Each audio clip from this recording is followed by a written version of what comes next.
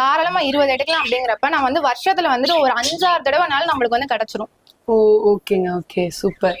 இப்ப நான் உங்ககிட்ட கேட்கணும்னு நினைச்சேன். நிறைய இடத்துல பாத்தீங்கன்னா கலர்ஸ் வந்து எப்பவுமே அந்த எல்லோயிஷா கிரீனிஷாவே நிறைய இருக்கும். பட் உங்ககிட்ட பாத்தீங்கன்னா டிஃப்ரெண்ட் கலர்ஸ்ல இருக்கு.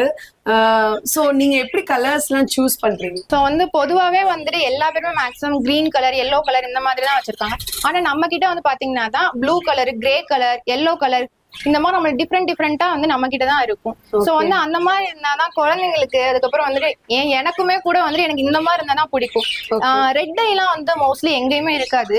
சில கடைக்கெல்லாம் போனோம் அப்படின்னா ரெட் ஐ எல்லாம் மோஸ்ட்லி பார்க்கவே மாட்டாங்க. ஆனா வந்து நம்ம கிட்ட வந்து என்னன்னா எனக்கு வந்து ரெட் ஐ பிடிக்கும் அப்படிங்கறதுனால நான் வந்து செலக்டிவா வந்து நான் ரெட் ஐ வந்து நிறைய ப்ரீட் பண்றேன். எனக்கும் வந்து பர்சனலா ரெட் ஐ எனக்கு வந்து கலர்ஃபுல்லா இருந்தா பிடிக்கும், ரெட் ஐ எனக்கு பிடிக்குங்கிறதுனால தான் நம்ம வந்து இந்த செட்டப் வச்சிருக்கிறோம்.